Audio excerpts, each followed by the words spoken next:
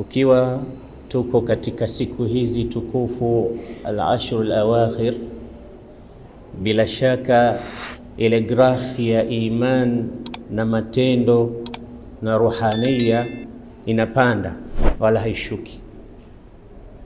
Na imamu wetu ametusomea suratul Ahzab katika qiyam alichokuwa anatuongoza, na kwa kweli ametupitisha katika mawaqif mbalimbali ambazo kila mmoja kama tutaigusia tutapata masomo kede kede yaliyojaa. Alikuwa akimzungumzia sahaba wa Mtume ambaye ni sahaba wa pekee aliyetajwa katika Qur'an, Zaid ibn Haritha, na katika kuja kuondoa kitu kilichokuwa kikiitwa at-tabanni, ambayo katika ulimwengu wa Kiislamu jambo hilo leo lipo na linaonekana kama ni jambo la kawaida. Unamchukua mtoto pahala popote, si kutokamana na wewe, na Uislamu haukukatazi kumchukua. Unakuja kumlea nyumbani kwako, Uislamu haukukatazi kumlea. Unakuja kumfanyia ihsani na unampenda mara nyingine kuliko hata watoto wako. Uislamu haukatazi mtu kumlea wala kumpenda mtu mwingine yoyote, lakini kosa unamnasibisha wewe katika jina lako na unamwandika na unatangazia ulimwengu kwamba huyu ni mtoto wangu. Mimi naitwa Uthman, nimemleta mtoto from nowhere, nimemwokota tu huko, jina lake Ali, kuanzia leo ataitwa Ali ibn Uthman. Ukamkuza nyumbani kwako, na pengine una watoto wako wa kike, una mke wako. Kwa hiyo image inayoonyesha hapa, huyu mtoto mke wako anamuita mama, lakini kumbe kihalisia we ukifa, yule mkeo huyu anaweza akamuoa huyo mama ambaye anamuita mama, anaweza kumuoa. Wale ndugu zake anawaita dada, lakini kihalisia wale anaweza mmoja wao akawa mkewe na akamuoa na akazaa nao, lakini anamuita nani? Dada. Na wale wanamuita kaka, na inaonekana hivyo mpaka watu wanakuwa. Uislamu unataka kuja kuondoa kitu hichi, kwa sababu ya sayatarattab alayhi tahlilul haram wa tahrimul halal. Itakuja masala hayo mbeleni, utakuja kuharamisha kilichohalalishwa na utahalalisha kilichoharamishwa. Itakuwa huyu ni mamake, hawezi kumuoa, na sio mamake anaweza kumuoa. Akija kimoa watu wasema, wewe si umemuoa yule, ni dadako yule, mmekulia pamoja, wewe bin fulani na baba yenu ni mmoja, kwa nini umemuoa? Na wewe si ni yule mamako, mbona sasa unamuoa mamako mzazi? Lakini kumbe uhalisia sio hivyo. Na ndiyo maana mtume wetu Muhammad katokea jambo zito katika maisha, ukilisikia wewe mwenyewe unahisi baada ya mmoja katika jamaa zake bibi Aisha, bibi Khadija radhiyallahu ta'ala anha, kwenda kumnunua Zaid ibn Haritha pale sokoni, baada ya kushambulia huko moja miongoni mwa makabila ya Kiarabu na kumchukua na kuja kumuuza kama mtumwa katika masoko ya Maka. Maka kulikuwa na masoko mawili makubwa, matatu takriban, soko Ukaz na soko Dhulmijanna.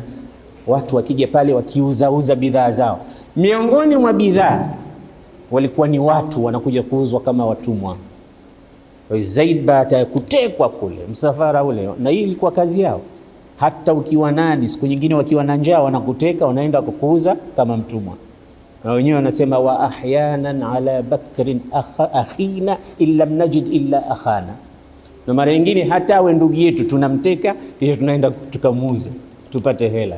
Ahyanan ala bakrin akhina illa najid illa akhana, hawana hiyo, basi wakamuuza. Bi'a abdan Hakim ibn Hizam au mmoja katika watu wa karibu bibi Khadija akawanunua vijana watatu akiwemo Zaid ibn Harith. Akampelekea Bi Khadija, akamwambia sokoni nimewanunua baadhi ya vijana watakusaidia kama wafanya kazi wako, chagua unamtaka nani. Akaangalia nyuso zao, akasema namtaka huyu. Kamchagua Zaid ibn Haritha, akaenda naye nyumbani kwake. Alipoolewa na bwana mtume, Bibi Khadija akampa Zaid, akamwambia huyu atakutumikia, atakusaidia. Angalia namna anavyohamahama kijana huyu. Mtume anamtizama uso wake, namna alivyokuwa mwerevu na mwekevu, mwenye adabu, akampenda. Lakini babake siku miongoni mwa siku wamerudi zake Maka na ndugu yake, yani ami yake Zaid, wanatufu Al-Kaaba, wanamuona mtoto wao kumbe yuko Maka. Wakiuliza wanaambia yuko katika nyumba moja miongoni mwa nyumba bora, nyumba za hawa Makuraishi. Mnaweza mkamgomboa, mkija na mali za kutosha mtapewa mtoto wenu. Wakajiandaa na safari, wakaja na kibunda cha hela kizuri kuja kumgomboa mtoto wao katika nyumba ya Makuraishi, ambayo ni nyumba ya bwana mtume Muhammad. Wakaja wakagonga nyumba, nikamwambia tumekuja, ujaji wenu, nyumba hii kuna mtoto wetu, tumejua kwamba yupo hapa, kwa hiyo tumekuja kumchukua. Tumejua mmetumia mali nyingi sana kumuhusu mwenevu huyo, mmemnunua, kwa hiyo tuambieni mmemnunua ngapi, tukurudishieni hela zenu. Na bunda hilo hapo limewekwa la hela. Mtume alivyokuwa mtu mwenye akhlaq za hali ya juu, akasema hala khairan min dhalik, niwaambie jambo bora kuliko hilo. Yani kuna jambo zuri hapa nitawaambia kuliko jambo la kunipa pesa nikawapa mtoto. Man ta'anuna bibnikum hadha, mnamaanisha nani kwanza? Akamwambia Zaid, huyu mtoto wetu huyu. Akamwambia basi lipo jambo zuri kuliko la kunipa pesa mimi na biashara. Lipi? Asema ad'uhu amamakum, nitamuita mbele yenu hapa. Fa ukhayyiruhu, nitamwambia achague, ima nichague aendelee kukaa na mimi au achague aende wazazi wake. Wallahi akikuchague ni nyinyi siwezi kumzuia, mtaondoka naye. Wale wakaona hilo jambo zuri sana. Hakuna mtoto anayechagua mgeni akamwacha mzazi wake. Tena sichukui hela moja kutoka kwenu. Zaid akaitwa, akamuuliza Mtume, atarifu man hadha? Zaid, unamjua huyu? Kusema ndio. Hadha abi. Wa man hadha? Sema hadha ammi. Wote anawajua, ameondoka kule anafahamu zake. Akamwambia basi wamekuja kukuchukua na mimi nimekuruhusu, unatafutwa na mamako na babako, unaweza ukaondoka. Ukitaka kubakia endelea kubakia, lakini uamuzi ni wako. Alichokisema Zaid ibn Haritha kilimshangaza na kumpendeza Mtume. Kaambia baba, ammi, samahanini sana, mimi siwezi kuondoka kwa huyu mtu. Nilio yaona treatment na service na hali ya huyu bwana ilivyokuwa hapa, siwezi kuondoka pahala popote kwenda kukaa. Mimi hapa nimefika. Baba akashtuka. Atakhtaru al-ubudiyya ala abawaik, unachagua utumwa, yani unachagua unakaa chini ya mtu, unamwacha mzazi wako? Hawakujui kwamba hapo Mtume bado hajatangazwa risala, lakini tabia zake, wa innaka la ala khuluqin adhim. Hili lilimpendeza sana Mtume Muhammad. Wale wakaondoka, sema basi ulivyotuambia kuna jambo la kheri kuliko hilo, akituchagua sisi utabaki naye, faqad ansafta wa balaghta fil insaf. Hiyo ni insafi ya hali ya juu na sisi tumekubali. Tamwambia mama yake kwamba mtoto wako yuko hai na yuko katika mikono salama, kwa heri. Wakaondoka. Sasa watu wakamuita Zaid ibn Haritha Zaid ibn Muhammad, kama ilivyokuwa ni kawaida. Yule sio tena Zaid ibn Haritha, yule ni Zaid ibn Muhammad. Na mtu ilikuwa akiwa na mtoto kama hivi, ana mapenzi naye, anampa mpaka ubini wake na nasaba yake, kisha anatangaza ishhadu anna hadha ibni yarithuni wa arithuhu. Inaona ni kitu cha kawaida, wanarithiana hakuna kabisa tofauti na mtoto wake aliyemzaa Zaid ibn Muhammad. Na Mtume akampenda sana Zaid, akakuwa akafika pahali Zaid anataka kuoa. Yeye anajua sasa baba yake ni Mtume Muhammad na Mtume ameshapewa utume. Zaid akawa miongoni mwa watu wa mwanzo kumwamini Mtume. Katika watu wa mwanzo wa historia inasema Abu Bakr as-Siddiq radhiyallahu anhu, Ummul Mu'minin Khadija radhiyallahu anha, Ali ibn Abi Talib radhiyallahu anhu, Bilal ibn Rabah radhiyallahu anhu, Zaid ibn Haritha radhiyallahu anhu. Wengine wanadirika kusema hawajui hasa kiuhakika ni nani aliyesilimu mwanzo katika hawa, kwa sababu wote hawa ni katika wa mwanzo waliosilimu mwanzo. Ukiangalia Bi Khadija ni mke wa Mtume, na mtu na mkewe, tena ndio mtu na mkewe. Ukiangalia Abu Bakar na Mtume ni mtu na rafiki yake, kama mtu na kivuli chake wanapokwenda. Ukiangalia Zaid ibn Haritha ni mwanawe wakati huo wa kujijenga, kila pahali anakwenda nayo. Ukiangalia Ali ni rabibu baiti nubuwa, ndo analelewa pale. Bilal ibn Rabah ni katika watu wa mwanzo walikuwa watumwa. Sasa wakasema basi awwalu man amana min ar-rijal Abu Bakr, wa awwalu man amana min an-nisa Sayyida Khadija, wa awwalu man amana min as-sibyan Ali ibn Abi Talib, wa awwalu man amana min al-mawali Zaid ibn Haritha, wa awwalu man amana min al-abid Bilal ibn Rabah. Basi tuseme hivyo, hawa ngazi zao hizo. Sasa nataka kuoa baba. Unamtaka nani mwanangu? Nasema nimemwona bibi mmoja hapa anaitwa Zainab bintu Jahsh, huyo ndo nataka awe mke wangu. Sawa, tumekenda kaposa. Kwenda kuposa, Zainab kutajiwa kwamba anayetaka kumwoa ni mtu anaitwa Zaid ibn Haritha, ambaye anajulikana kwa Zaid ibn Muhammad. Background yake malafu sawabiqihi bi'a abdan, amenunuliwa kama mtumwa. Niende nikawe mke wa mtu aliyekuwa mtumwa, na zamani ndio zamani, na makabila ya Maka ni yale makubwa, kila mmoja na utukufu wake. Bibi Zainab kama kanyonga, kaona hapana, sio standard yangu, sio kufu yangu, sio level yangu. Kuna kufu yangu, kabila hili na kabila hili, level hii na level hii. Yule ilikuwa mtumwa zamani. Mnajua nani aliingilia kesi? Ni Allah subhanahu wa ta'ala, kwamba maadamu mtume amekwenda, yeye ndo ameenda kuposa, hakuna ruhusa ya mtu kukataa. So wama kana limu'minin wala mu'minatin idha qada Allahu wa rasuluhu amran an yakuna lahumul khiyaratu min amri wa man ya'si Allaha wa rasulahu faqad dhalla dhalalan mubina.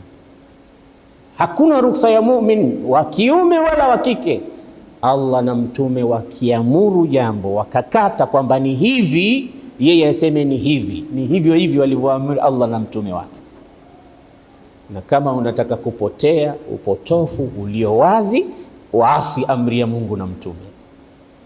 Bibi Zainab akakubali, shaingia mwenyewe Allah subhanahu wa ta'ala na mtume wake, hakuna njia hapo ya kukataa. Akaolewa, lakini maisha hayakuwa mazuri. Ni kama hizi ndoa zetu ambazo sisi huku tunaozeshwa na wazee wetu za kulazimishana. Bwana, mimi naoa tu niwaridhishe wazee. Ndio kama hizi unaziona zinavyoishi. Wewe mkeo atakuwa huyu, mimi sijampenda. Hapana, mtapendana mbele ya safari. Hujampenda, umempenda, ndio huyo. Usitaki kutuangusha wazee wako. Basi mwingine unamwambia sasa, bwana, mimi nakuoa miezi 3 tu, nawaridhisha wazee, sio kalaumu baadaye. Ikibarikiwa mnaweza uko mbele ya safari kweli mkapendana, mkabadilisha mawazo kusema basi huyu ananifaa. Lakini msipobadilika huko, ndoa hiyo itakuwa ndoano, haitakuwa na mapenzi, haitakuwa na mwisho. Basi kulikuwa kuna mivutano kati ya Zaid na Bibi Zainab. mpaka Mtume sallallahu alaihi wasallam anamuona Zaid hana furaha, anakuja kwake anamwambia uridu an utalliqaha, mimi naomba nimwache mke wangu, nataka kumwacha ya Rasulullah, Zainab hatuishi vizuri. Mtume anamwambiaje? amsik alaika zawjaka wattaqillah. Sura alizotusomea huyu Sheikh zina ujumbe mzito, ndio maana tunaambiwa hii Qur'ani ikisomwa tunatakiwa tuisikilize, tena tuitafsiri na tuishi nayo. liyadabbaru ayati, natakiwa wazizingatie hizi aya na ujumbe uliokuwepo pale ndani. Wewe unatusomesha, sio mujarrad wa kusikia tu au kusoma tu. Nenda kakae na mkeo, muogope Allah, usimwache mke wako. Anarudi, anakaa naye, anarudi tena, siwezi mimi, nataka nimwache. Mtume anamwambia amsika alaika zawjaka wattaqillah. Kumbe Mwenyezi Mungu kishampa wahi Mtume, anamwambia hivi, Zaid siku za karibuni atamwacha na kumpa talaka Zainab. Akishaachwa Zainab, sisi tutakuozesha wewe Muhammad huyo Zainab. Haya, sikilizeni sasa, hapa kuna mtihani mjue. Yani nipige mfano mdogo tu, Mtume ni mtu mkubwa. Nikupigie wewe Sheikh Nabati mfano. Sheikh Nabati ana mwanafunzi wake hapa. Huyo mwanafunzi kamfuata Sheikh Nabati akamwambia, namtaka Maryam pale kaniposee. Yeye akaenda akakuposea. Baada ya muda wewe unakuja kumshtakia, unamwambia mimi simwezi tena, nataka kumwacha. Subiri, vumilia. Baadaye unamwacha. Baadaye Sheikh Nabati anaenda yeye kumwoa yule Maryam. Watu wa Bujumbura watasemaje? Kasheshe. Huyu Sheikh Nabati kumbe yeye ndo aliharibu ile ndoa ya mwanafunzi wake. Yani ni pazito sana, lakini kwa Mtume ilikuwa ukilifikiria jambo kubwa. Mwenyezi Mungu ashamwambia atamwacha, na akimwacha nenda weka moyo, kwa sababu ya kuja kuivunja ile ada inayozunguka katika mji. Kweli Zaid akamwacha Zainab. Alivyomwacha Mtume akamwita tena yeye Zaid, akamwambia nenda kaniposee.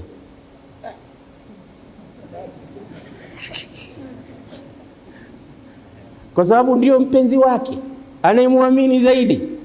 Na Zaid akasema hadir sam'an wa ta'a ya Rasulullah. Ingekuwa mwanafunzi wa Sheikh Nabati ningesema mimi nilikuwa nakuheshimu sana, lakini kuanzia leo umedondoka kabisa. Mimi nilikuwa namtafuta adui wa ndoa yangu. Kweli Waswahili wanasema kikulacho kinguoni mwako. Mtihani. Kakubali, kaenda.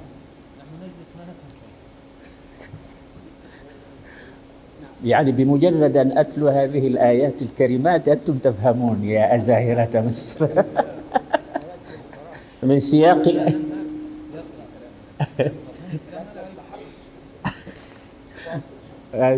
wazee wa Azhar wanasema si atufahamu kitu. Sasa lakini majority wanakuwa Waswahili. Democracy inasema majority should rule, minorities should respect. Wengi wape asa, lakini wanafahamu hizi aya. Tukizungumza wanaunganisha tu, tunazungumzia kitu gani. Basi akamwambia kaniposee. Kenda akamposea. Zainab akasema hapana. Wakati wana negotiate kuhusu kukubali na kutokubali, zimeshuka aya. Anasema falamma qada Zaidun minha wataran zawajnakaha kay la yakuna ala almu'minina harajun fi azwaji ad'iyaihim idha qadaw minhunna watara wa kana amrullahi maf'ula. Akubali asikubali, hii ndoa tayari imetangazwa na Allah subhanahu wa ta'ala, na Mwenyezi Mungu anasema tayari tumesha kuozesha Muhammad, Zainab ni mke wako. Na ndio moja katika mafakhira ya bibi Zainab, alikuwa akiwaambia wake zake Mtume, kullu kunna zawaja kunna ahali kunna nyote mmeozeshwa na mawali wenu, baba zenu, ndugu zenu, lakini mimi zawajanillah min fawqi sab'i tibaq, ndoa yangu alioniozesha mimi ni Allah. Alikuwa anawakoga, unajua kukoga Kiswahili cha huko, yani anajifakhirisha, anawashinda, ndio maana kuwakoga. Ukisikia mwanamke anawakoga wake wenzake, maana yake anajifakhiri, anajitapa mbele yao. Kwa sababu anasema nyote mmeozeshwa na wazee wenu, lakini mimi ameniozesha Allah subhanahu wa ta'ala. Pale aliposema zawajnakaha, si imamu akikuozesha anakuambia zawajtuka iyaha, na nimekuozesha. Allah anamwambia mtume nimekuozesha. Kwa hiyo wali, hakuna wali, hakuna chochote, mwenyewe sahibu sharia ndo katawala amri ya zawaji ya mtume Muhammad, akamuoa na akamuhadithia, akamwambia wa idh taqulu lilladhi an'ama Allahu alayhi wa an'amta alayhi amsik alayka zawjaka wattaqillah wa tukhfi fi nafsika ma Allahu mubdihi wa takhsha an-nasa wallahu ahaqqu an takhsha, mpaka mwisho. Falamma qada zaidun minha wataran zawajnakaha. Angalia wewe ulikuwa ukimwambia, anapokuambia nataka kumwacha mkeo, unamwambia amsik alayka zawjaka, kaa na mkeo, mche Mwenyezi Mungu. Ulikuwa unaogopa, unaona haya. Mtume ni mwenye haya. Kana rasulullahi ashadda an-nasi hayaan min al-adhra fi khidriha. Asiye na haya huyo sio mtu. Hii ni sifa wala sio aibu kwa Mtume Muhammad. Alhayau shu'batun min al-iman. Alhayau, haya ni kipande cha iman. Imani haikamiliki kama una haya. Idha qalla ma'ul wajhi qalla hayauhu fala khayra fil wajhi in qalla ma'uhu hayauka alayka fahfadhhu fa innahu yadullu ala fi'li al-karim hayauhu. Mtume sallallahu alayhi wasallam akaenda akaposa, akamuoa, akakaa na mke. Kwa nini? Anasema ili tuvunje ile tabani, kaila yakuna ala almu'minina harajun fi azwaji adiyaihim,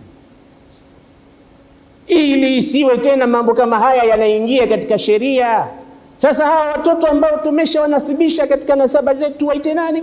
Katusomea ud'uuhum liabaihim huwa aqsatu inda Allah. Sasa baba zao kama hatuwajui, fa in lam ta'lamu abaahum fa ikhwanukum fi ddini wa mawalikum, kama baba zao hamwajui ni ndugu zenu na ni mawali. Mawali al-abdu alladhi taharrar, ni mtumwa ambaye ameachika huru, mtu wa karibu. Kwa hiyo Zaid akaitwa Zaid ibn Haritha, Salim akaitwa Salim maula Abi Hudhaifa. Hawa wote walikuwa wananasibishwa kwa wazee ambao si wao, na sasa hivi imekuwa hivyo, ni haram. Min akbar al-kaba'ir an yadda'i ar-rajulu ila ghairi abihi, usijinasibishe kwa baba asiyekuwa wako. Ni juu yake kukulea, ni juu yako kukuhudumia, ni juu yake kukutunza, kukupa mapenzi, lakini asiseme huyu ni mwanangu na jina lake ni jina langu. Utakuwa unachupa mipaka. Darsa ni kubwa na Sheikh ametupa, na kuna mengine mengi katika Ghazwatul Ahzab, sifa za wake zake Mtume walipomuudhi bwana Mtume sallallahu alaihi wasallam, mpaka zikashuka aya za khiyar, ya nisaa an-nabi ya ayuha an-nabi qul li azwajika in kuntunna turidna al-hayata ad-dunya wa zinataha fata'alayn umatti'kunna wa sarrihkunna sarahan jamila wa in kuntunna turidna Allah wa rasulahu wad-dar al-akhirah fa inna Allah a'adda lil-muhsinati minkunna ajran 'azima. Hizi zina nafasi yake siku nyingine biidhnillah.